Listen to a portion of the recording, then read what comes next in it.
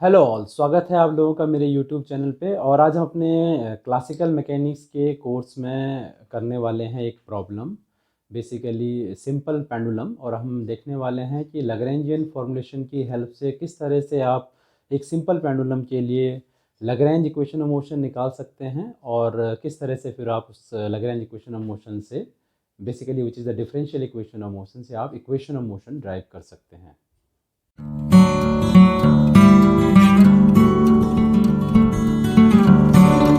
तो हमें प्रॉब्लम दी गई है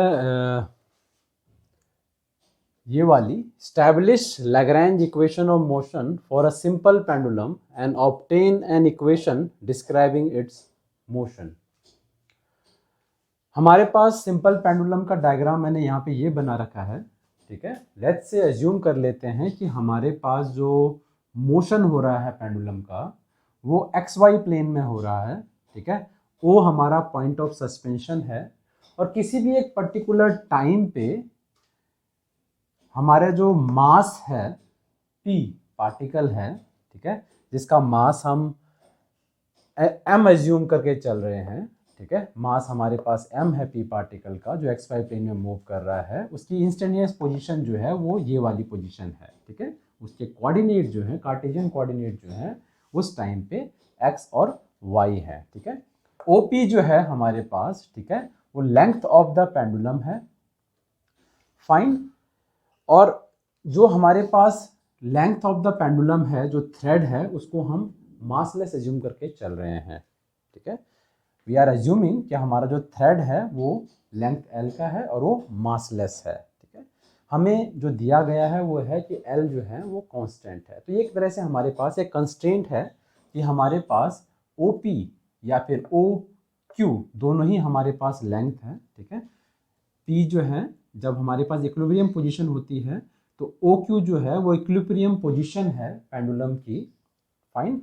और जब वो स्विंग कर रहा है तो किसी पर्टिकुलर टाइम पे P पोजीशन उसकी है। L हमें कांस्टेंट दिया हुआ है। तो apart from this constant L is equal to constant, हमारे पास एक और कांस्टेंट है। कांस्टेंट क्या है कि पार्टिकल केवल XY प्लेन में ही मूव कर सकता है, ठीक है। तो अभी हम ज्योमेट्री को डिस्क्राइब कर रहे हैं सिंपल पेंडुलम की। एंड फ्रॉम दिस ज्योमेट्री, क्योंकि P पॉइंट पे मेरे पास पार्टिकल के XY कोऑर्डिनेट हैं और मैं डायरेक्टली इससे देख सकता हूँ। अगर मैं O पॉइंट पे अपने कोऑर्डिनेट सिस्टम का ओरिजिन चूज कर लूँ, ये एक्सिस मेरा एक्स एक्सिस है, ये मेरे पास वाई एक्सिस है, मैं पहले ही चूज कर लेता हूँ, ठीक है। देन उस पर्टिकुलर टाइम पे जो P पोजीशन है मेरे मास की, पार्टिकल की, OP प्राइम जो है उसका Y कोऑर्डिनेट है, ठीक है। और ये जो मेरे पास कोऑर्डिनेट है पोजीशन यहाँ पे, ठीक है, that will be the x coordinate, fine. क्योंकि मेरे पास OPL है फ्रॉम द ज्योमेट्री, ठीक है, डायरेक्टली हम पता इक्वेशन 1 जो है निकाल सकते हैं, X square plus Y square equal to L square, directly geometry से हम पता कर सकते हैं, ठीक है। This is nothing but a equation of constraint for us. तो अब हम क्या करेंगे, सिस्टमेटिक वे से हम आपको बताते हैं कि किस तरह से हम लैग्रैन्ज फॉर्मूलेशन का इस्तेमाल करते हैं किसी भी न्यूमेरिकल प्रॉब्लम को सॉल्व करने के लिए, लैग्रैन्ज इक्वेशन डिटरमाइन करने के लिए। हमारे पास प्रॉब्लम यहाँ पे सिंपल पेंडुलम की दे रखी है। सबसे पहले जरूरी क्या होता है, इक्वेशन ऑफ कंस्ट्रेंट पता करना कि क्या इक्वेशन ऑफ कंस्ट्रेंट है हमारे पास सिस्टम का। फॉर एग्जांपल यहाँ पे हमारे पास सिंपल पेंडुलम के केस में X square plus Y square equal to L square हमारे पास एक इक्वेशन ऑफ कंस्ट्रेंट है। ऑब्वियसली एक होलोनोमिक कंस्ट्रेंट है। इसका मतलब क्या है कि मैं इसके जो नंबर ऑफ कोऑर्डिनेट रिक्वायर्ड हैं यहाँ पे, फॉर एग्जांपल हम देख पा रहे हैं कि यहाँ पे हमें 2 कोऑर्डिनेट की ज़रूरत है इसकी पोजीशन को लोकेट करने के लिए, ठीक है, उसको हम रिड्यूस कर सकते हैं, ठीक है। हम नंबर ऑफ इंडिपेंडेंट कोऑर्डिनेट पता कर सकते हैं, क्योंकि एक्स और वाई यहाँ पे इंडिपेंडेंट कोऑर्डिनेट नहीं है, वो डिपेंडेंट कोऑर्डिनेट है। इक्वेशन 1 यही तो बता रहा है मुझे, इक्वेशन ऑफ कंस्ट्रेंट यही तो बता रहा है कि वो डिपेंडेंट कोऑर्डिनेट है। इसका मतलब क्या होगा, सिंपल सा मतलब ये हो गया कि हमारा जो ये सिस्टम है इसमें केवल एक डिग्री ऑफ फ्रीडम ही है, ठीक है। हमें केवल एक ही कोऑर्डिनेट चाहिए इसकी पोजीशन को स्पेसिफाई करने के लिए किसी भी पर्टिकुलर टाइम पे। क्योंकि ये होलोनोमिक कंस्टेंट है तो इसकी हेल्प से हम नंबर ऑफ इंडिपेंडेंट कोऑर्डिनेट निकाल सकते हैं, ठीक है। ओके, फॉर एग्जाम्पल हमें यहाँ पे कार्टेशियन कोऑर्डिनेट दिए हुए हैं एक्स वाई, और हमारे पास इस केस में पोलर कोऑर्डिनेट क्या होंगे, एल और थीटा हमारे पास होंगे। ठीक है, एक्स और वाई हमारे पास दोनों ही वेरी कर सकते हैं। ठीक है, एल और थीटा में हमारे पास एल तो कांस्टेंट है ही, केवल थीटा वेरी कर रहा है। तो मैं अपने इस केस में थीटा को अपना जनरलाइज कोऑर्डिनेट चूज कर सकता हूँ। ठीक है, क्योंकि हमें ऑलरेडी पता है कि generalize coordinate are the minimum number of independent coordinate required to specify the position of the system। System क्या है हमारे पास, यहाँ पे एक पार्टिकल है, पी पार्टिकल है, उसकी पोजीशन को लोकेट करने के लिए हमें सबसे मिनिमम कितने नंबर ऑफ कोऑर्डिनेट की जरूरत है, केवल एक, क्योंकि इसमें एक डिग्री ऑफ फ्रीडम है। ठीक है, एंड इसीलिए हम थीटा को चूज कर सकते हैं अपने जनरलाइज कोऑर्डिनेट के तौर पे, क्योंकि वो सफिशिएंट कोऑर्डिनेट है। ठीक है, वो एक सफिशिएंट है। अगर हमें किसी भी पॉइंट पे थीटा पता है तो हमें पता है कि इक्विलिब्रियम पोजीशन से पार्टिकल कितनी दूर है, हमारा सिंपल पेंडुलम कितनी दूर है। तो थीटा को हम अपना जनरलाइज कोऑर्डिनेट चूज कर सकते हैं।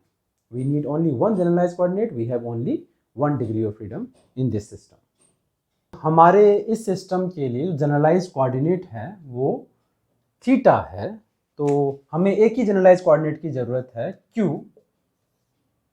That is theta.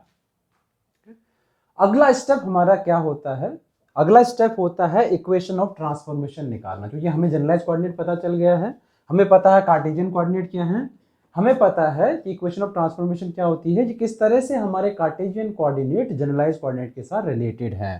ठीक है, R arrow as a function of q1 q2 q3, where q1 q2 q3 are the different generalize coordinates. हमारे केस में केवल एक ही जनरलाइज कोऑर्डिनेट है। ठीक है, और r जो है वो दो है, दो कार्टेशियन कोऑर्डिनेट हमारे पास है, q थीटा है, r जो है x और y है। ज्योमेट्री को देखकर हम जिसलिए बता कर सकते हैं कि हमारा जो x है वो थीटा के साथ कैसे रिलेटेड है और y जो है वो थीटा के साथ कैसे रिलेटेड है। ठीक है, वो हम इक्वेशन 2 से हम देख सकते हैं। फॉर एग्जांपल हमारे केस में जो y है, ठीक है, तो हमारे पास एक राइट एंगल ट्रायंगल बन रहा है। ठीक है, तो y जो है वो l cos थीटा होगा और x जो है that will be l sin theta. आप डायरेक्टली ज्योमेट्री से देख सकते हैं, हमारे पास दो राइट एंगल ट्रायंगल है, एक ये वाला है और एक ऊपर वाला है। ये जो रिलेशन है x और थीटा के बीच में, y और थीटा के बीच में, यही हमारे पास इक्वेशन ऑफ ट्रांसफॉर्मेशन है। ये हमें क्यों जरूरत पड़ती है लैग्रेंजियन फॉर्मेशन में, क्योंकि इन द एंड हमें लैग्रेंजियन निकालना है। यूलर लैग्रेंज इक्वेशन जो कि डिफरेंशियल इक्वेशन ऑफ मोशन है सिस्टम के लिए, उसको निकालने के लिए हमें लैग्रेंजियन की जरूरत है। और लैग्रेंजियन निकालने के लिए, सिस्टम का लैग्रेंजियन निकालने के लिए हमें काइनेटिक एनर्जी और पोटेंशियल एनर्जी की जरूरत है।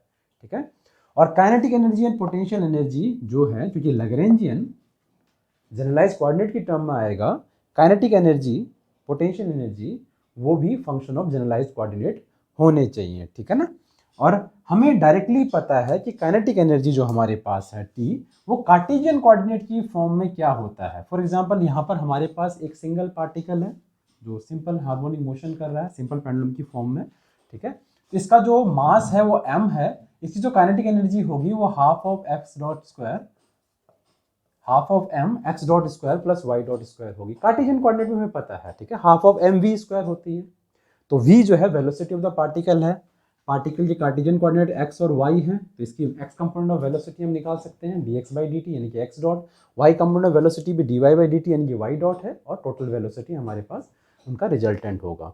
तो ये हमारे पास काइनेटिक एनर्जी है। ठीक है, इसी तरह से हम पोटेंशियल एनर्जी को भी निकाल सकते हैं। पहले हम काइनेटिक एनर्जी पर अपना फोकस करते हैं, क्योंकि हमें पता होता है कि काइनेटिक एनर्जी में कार्टेशियन कोऑर्डिनेट की फॉर्म में कैसा होता है, और यदि हमें पता है कि कार्टेशियन कोऑर्डिनेट और जनरलाइज्ड कोऑर्डिनेट के बीच में क्या रिलेशन है, तो हम काइनेटिक एनर्जी को जनरलाइज्ड कोऑर्डिनेट के टर्म में लिख सकते हैं, यानी कि हम जनरलाइज्ड काइनेटिक एनर्जी निकाल सकते हैं, और उसी की हमें जरूरत है यहाँ पे। ठीक है, इसीलिए इक्वेशन ऑफ ट्रांसफॉर्मेशन की हमें जरूरत पड़ती है। फॉर एग्जाम्पल मुझे इक्वेशन 2 से मैं x डॉट निकाल सकता हूँ, x डॉट यानी कि dx बाई dt, क्योंकि l तो कांस्टेंट है, तो x डॉट क्या हो जाएगा, that will be l cos theta times theta dot, that implies x is equal to l theta dot cos theta, और y डॉट जो है वो यहाँ से आप देख सकते हैं similarly minus l theta dot sine theta. ठीक है, so d by D T of cos theta minus sine theta and then theta का टाइम डेरिवेटिव यानी कि थीटा डॉट। फाइन। इस तरह से इन दोनों की हेल्प से मैं काइनेटिक एनर्जी को निकाल सकता हूँ, half of m।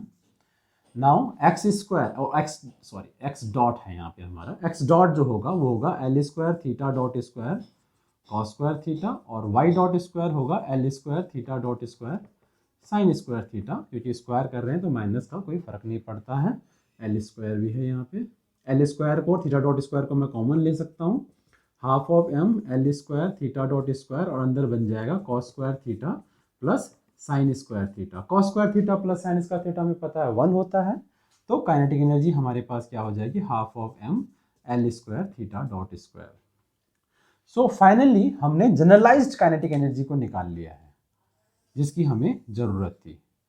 Generalised kinetic energy, let's say equation number 3, half of m L square theta dot square है। काइनेटिक एनर्जी के अलावा हमें पोटेंशियल एनर्जी की भी ज़रूरत है, और पोटेंशियल एनर्जी निकालने के लिए हमें सबसे पहले ये पता करना होता है, फिक्स करना होता है कि पोटेंशियल एनर्जी का ज़ीरो हम कहाँ फिक्स करते हैं, कहाँ पर उसका ज़ीरो है। फॉर एग्ज़ाम्पल हमारे पास यहाँ पर दो केसेस हो सकते हैं, हम पोटेंशियल एनर्जी का जीरो लेवल यहाँ भी फिक्स कर सकते हैं, और पोटेंशियल एनर्जी का जीरो लेवल हम ऊपर सीलिंग में भी फिक्स कर सकते हैं। इसको हम केस 1 बोलेंगे, इसको हम केस 2 बोलेंगे, दोनों को लेकर मैं आप पे कराता हूँ, ठीक है।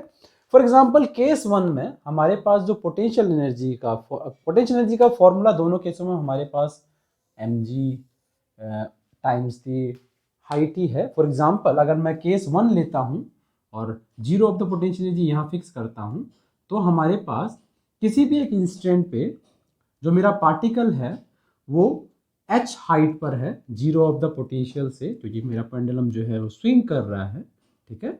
ओ क्यू मेरे पास इक्विलिब्रियम पोजीशन है, ओ क्यू मेरे पास L ही है, ठीक है। इक्विलिब्रियम पोजीशन पे लेंथ ऑफ द पेंडुलम है, तो मेरे पास जो पोटेंशियल एनर्जी होगी वो होगी mg टाइम्स h, कितना है मेरे पास, that is basically O Q minus Y, ठीक है। O Q minus Y, O Q जो है वो L है और y हम पहले ही निकाल चुके हैं, L cos थीटा होता है।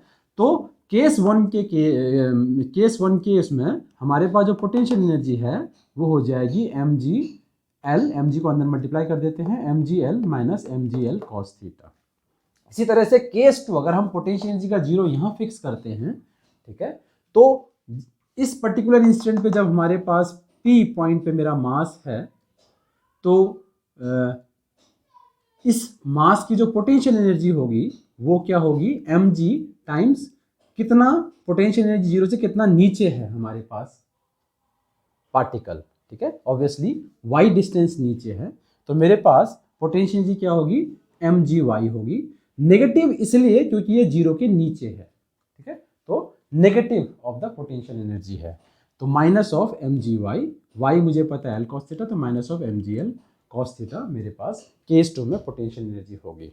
तो हमने अब काइनेटिक एनर्जी निकाल लिया है, पोटेंशियल एनर्जी हमने दोनों केसों में यहाँ पे निकाल लिया है। हम अब अपना लैग्रेंजियन फॉर्म कर सकते हैं। फॉर एग्जांपल मेरे पास केस जैसे पहले लैग्रेंजियन जो है मेरे पास, अगर मैं केस 2 पहले ले लेता हूँ, it will B kinetic energy minus potential energy. तो हमारे पास काइनेटिक एनर्जी है half of ml square theta dot square, equation 3, minus तो माइनस माइनस प्लस हो जाएगा, हमारे पास हो जाएगा mgl cos थीटा। ये मेरे पास है केस 2 में लैग्रेंजियन, ठीक है। और मेरे पास केस 1 में लैग्रेंजियन जो होगा again kinetic energy minus potential energy. Kinetic energy दोनों केसों में सेम रहेगा। पोटेंशियल एनर्जी यहाँ पर हमारे पास mgl minus mgl cos theta है, तो t माइनस u करेंगे, यहाँ प्लस हो जाएगा, यहाँ माइनस हो जाएगा, it will B plus mgl cos theta minus mgl। ये हमारे पास है केस 1 में लैग्रेंजियन। अब क्योंकि हम लैग्रेंजियन फॉर्म कर चुके हैं अपनी प्रॉब्लम के लिए, हम अब यूलर लैग्रेंज इक्वेशन डायरेक्टली निकाल सकते हैं। यूलर लैग्रेंज इक्वेशन हमारे पास क्या होता है, दैट इज d/dt। हम पिछली प्रॉब्लम्स में कर चुके हैं सॉरी पिछले लेक्चर्स में हम यूलर लैग्रेंज इक्वेशन कर चुके हैं, ड्राइव कर चुके हैं। Del L by del Q dot, ठीक है, यहाँ पर क्यू जो है वो एक ही है, थीटा है, तो theta dot minus del L by del generalize coordinate यानी थीटा इक्वल टू 0। तो हमारे पास यहाँ पर क्योंकि एक ही जनरलाइज्ड कोऑर्डिनेट है, तो एक ही यूलर लैग्रेंज इक्वेशन हमारे पास होगा फाइन। तो ये हमारे पास यूलर लैग्रेंज इक्वेशन है। हमें प्रॉब्लम में ऑलरेडी दिया हुआ था कि हमें यूलर लैग्रेंज इक्वेशन लैग्रेंजियन पहले हमें स्टैब्लिश करना है। हमारे पास दो केस हैं, ठीक है। दो केस तो मैंने सिर्फ आपको दिखाने के लिए यहाँ पे लिए हैं ताकि आपको मैं बता सकूँ कि हमारे पास zero of the potential energy से फ़र्क नहीं पड़ता है। आप कहीं भी शिफ्ट कर सकते हो, कहीं भी ले सकते हो, केस 1 भी ले सकते हो, केस 2 भी ले सकते हो। लैग्रेंजियन में भी थोड़ा सा अलग आ सकता है, बट हमारे पास यूलर लैग्रेंज इक्वेशन में फ़र्क नहीं पड़ता है, वो हमेशा दोनों केसों में सेम आएगी। फॉर एग्जाम्पल मैं सिंपली यहाँ पे देख सकता हूँ, अगर मैं केस 1 के लैग्रेंजियन को L1 बोलता हूँ, लेट्स से L1 बोलता हूँ, तो मेरे पास जो L1 है वो L2 यानी कि केस 2 का लैग्रेंजियन माइनस एक कांस्टेंट है mgl, ठीक है। तो mgl एक कांस्टेंट है, माइनस एक कांस्टेंट है। माइनस हो या प्लस हो फर्क नहीं पड़ता है, कहने का मतलब है कि दोनों लैग्रेंजियन के कांस्टेंट से डिफरेंट है, ठीक है। और आप डायरेक्टली यहाँ पर देख सकते हो कि आपको अल्टीमेटली लैग्रेंजियन का डेरिवेटिव निकालना है, थीटा डॉट के रिस्पेक्ट में, थीटा के रिस्पेक्ट में, टाइम के रिस्पेक्ट में आप डेरिवेटिव निकाल रहे हो तो कांस्टेंट से फर्क नहीं पड़ता है। दोनों केसों में यूलर लैग्रेंज इक्वेशन सेम आएगी। इस L1 के केस में, यानी केस 1 के केस में जो लैग्रेंजियन है उससे भी यूलर लैग्रेंज इक्वेशन, और केस 2 के केस में जो लैग्रेंजियन है उस केस में भी दोनों में यूलर लैग्रेंज इक्वेशन सेम आएगी। अब हमारा काम क्या है, हमने लैग्रेंजियन फॉर्म कर लिया है। कोई भी एक केस को हम ले लेते हैं, फॉर एग्जाम्पल हम केस 2 को ही ले लेते हैं और उससे हम यूलर लैग्रेंज इक्वेशन निकालते हैं। Let's take the Lagrangian L is equal to half of M L square theta dot square plus mgl cos theta, यानी केस 2 लेके चलते हैं। हमें यूलर लैग्रेंज इक्वेशन निकालनी है, ठीक है। यूलर लैग्रेंज इक्वेशन ही हमारे पास डिफरेंशियल इक्वेशन ऑफ मोशन है, जिसको हमें सॉल्व करके अपनी इक्वेशन ऑफ मोशन निकालनी है। Del L by del theta हमें पहले निकालना है। Del L by del theta केवल यहाँ पर हमारे पास है, यहाँ पर कोई डिपेंडेंस नहीं है, ठीक है। That will B minus mgl sign theta, ठीक है। कॉस थीटा का हमारे पास माइनस साइन थीटा हो जाएगा। हमें दूसरा क्या निकालना है, del L by del theta dot हमें निकालना है। थीटा डॉट डिपेंडेंस केवल यहाँ पर है, यहाँ कोई नहीं है पोटेंशियल एनर्जी में, पहले वाले टर्म पे ही है, तो वो भी थीटा डॉट स्क्वायर है। अगर मैं del L by del theta dot square निकालूंगा, it will be half of M L square 2 times of theta dot, that will give you half of M L square theta dot, because 2 से 2 cancel, ठीक है। Now we have to back put into our Euler Lagrange equation d by dt of this del L by del theta dot, वो क्या है, M L square theta dot है, ठीक है, minus del L by del theta, तो plus हो जाएगा M G L sine theta equal to 0, ठीक है। एम और एल कांस्टेंट है, ये बाहर आ जाएंगे, थीटा डबल डॉट यानी कि D square theta by D T square plus M G L sine theta equal to 0, ठीक है। एम एल स्क्वायर मैं कॉमन ले सकता हूँ, या आप कह सकते हो कि एम एल स्क्वायर से डिवाइड कर सकता हूँ पूरी इक्वेशन को, तो मेरे पास क्या आ जाएगा, D square theta by D T square, theta double dot की जगह हम ये लिख सकते हैं, प्लस हमारे पास एम एल स्क्वायर से डिवाइड किया तो ये वाला theta dot, theta double dot जो है उसके कोफिशिएंट 1, ये हो जाएगा G by L, M L square से डिवाइड कर रहे हो आप, साइन थीटा इक्वल टू 0, ठीक है। ये हमारे पास यूलर लैग्रेंज इक्वेशन है, जो कि एक्चुअली में हमारे पास डिफरेंशियल इक्वेशन ऑफ मोशन है इस सिस्टम की। फॉर एग्जांपल मैं जी बाई एल को, क्योंकि मेरे पास जी और एल दोनों कांस्टेंट है, जी बाई एल को मैं एक नया कांस्टेंट एज्यूम कर सकता हूँ, let's call this omega square, ठीक है।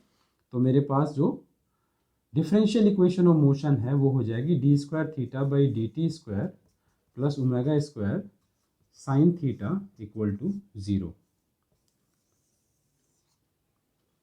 हम लोगों ने ये इक्वेशन ड्राइव कर ली थी, ठीक है। इफेक्टिवली हमारे पास जो है, हमारी जो प्रॉब्लम है हमने सॉल्व कर ली है। अभी हमें इक्वेशन ऑफ मोशन इसका और निकालना है, बट यहाँ से जो हमारी प्रॉब्लम है वो एग्जैक्टली सेम हो जाती है जो न्यूटोनियन फॉर्मुलेशन में भी थी, ठीक है। हमने यहाँ पे देखा कि किस तरह से लैग्रेंजियन फॉर्मुलेशन की हेल्प से आप डिफरेंशियल इक्वेशन ऑफ मोशन निकाल सकते हो। Once you have calculated differential equation of motion, उसके बाद आप प्रिसाइजली आपको एक डिफरेंशियल इक्वेशन सॉल्व करनी है, सेम वही करना है जो आप न्यूटोनियन फॉर्मुलेशन में करते थे, ठीक है।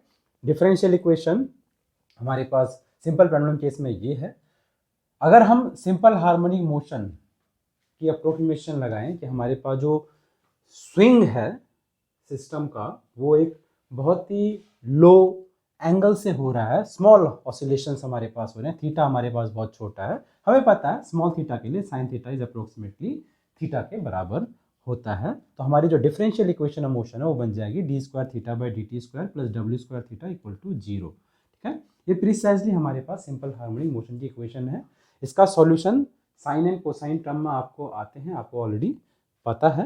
ठीक है, फॉर एग्जाम्पल अगर हमारे पास अगर सिंपल डिफरेंशियल इक्वेशन हमारे पास ये दी हुई है, ठीक है, आप इसको ऑपरेटर मेथड से, जो एक स्टैंडर्ड मेथड है, हमने 11th-12th में स्कूल में ही आप लोगों ने करा हुआ है, ऑपरेटर मेथड से आप इसको सॉल्व कर सकते हो सिंपली। ठीक है, ऑक्सिलरी इक्वेशन बना सकते हो, इसके रूट्स निकाल सकते हो। फॉर एग्जांपल जो इसके रूट्स हैं प्लस माइनस आयोटा ओमेगा हमारे पास रूट्स आते हैं। और general solution in terms of exponential हमारे पास क्या आता है, some constant exponential iota omega T एक root times T plus B exponential दूसरा root minus iota omega T. ये हमारे पास जनरल सॉल्यूशन होगा इस इक्वेशन का। ठीक है, हम इसी फॉर्म में इसको छोड़ सकते हैं। ठीक है, हमें इक्वेशन ऑफ मोशन निकालना, तो ये इक्वेशन ऑफ मोशन है। अगर हमें इनिशियल कंडीशन दे रखी होती है तो हम इसको इनिशियल कंडीशन से इन कांस्टेंट्स को ए और बी को निकाल सकते थे और हमारा जनरल सॉल्यूशन आ जाता। क्योंकि हमें इनिशियल कंडीशन नहीं दी हुई है, हमें सिर्फ इक्वेशन ऑफ मोशन निकालने के लिए बोला गया है, तो ये हमारे पास इक्वेशन ऑफ मोशन ये होगा। ठीक है, आप इन जनरल आप यूलर फॉर्मूला से इसको कोसाइन और साइन के टर्म में भी एक्सप्रेस कर सकते हो। बहुत सिंपल है, हम यूलर फॉर्मूले का इस्तेमाल कर सकते हैं। ठीक है, exponential plus minus iota omega T will be cos omega T plus minus iota sine omega T. Plus होगा तो प्लस, माइनस होगा तो माइनस। ठीक है, तो इसकी जगह हम एक्सपोनेंशियल आयोटा ओमेगा टी की जगह हम cos omega T plus iota sine omega T put कर सकते हैं। ए हमारे पास ऑलरेडी है। इसी तरह से exponential minus iota omega T हमारे पास बन जाएगा cos omega T minus iota sine omega T, और बी हमारे पास मल्टीप्लाई है ही। ए और बी को आप कोसाइन कोसाइन को एक साथ कर सकते हो, और डबल टिक वाले जो मैंने यहाँ लिखे हैं साइन साइन को एक साथ कर सकते हो। कोफिशिएंट आ जाएगा A plus B cos omega T plus iota A minus B sine omega T. आप चाहो तो ए प्लस बी और आयोटा ए माइनस बी कोई और कांस्टेंट चूज कर सकते हो, बिकॉज दे आर कांस्टेंट्स। तो जैसे मैंने चूज कर लिया ए प्लस बी सी और iota A minus B D choose कर लिया, तो सॉल्यूशन क्या आ गया, थीटा जो है मेरे पास सॉल्यूशन इस इक्वेशन का C cos omega T plus D sine omega T. Depending on हमें इनिशियल कंडीशंस क्या दे रखी हैं, हम सी और डी को निकाल सकते हैं। ठीक है, तो यहाँ तक हमारा प्रॉब्लम कंप्लीट हुआ।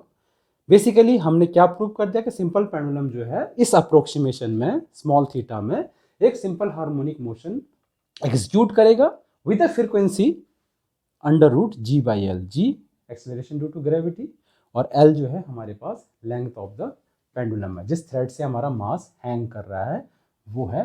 तो बेसिकली ये एक सिंपल प्रॉब्लम थी, और इसका बेसिक मकसद मेरा ये था कि आपको ये बताया जा सके कि किस तरह से आप लैग्रेंजियन फॉर्मूलेशन का इस्तेमाल करते हो किसी भी प्रॉब्लम को सॉल्व करने के लिए। तो आज के लेक्चर को हम यहीं पर ही फिनिश करते हैं, अगली बार फिर मिलेंगे किसी और लेक्चर में।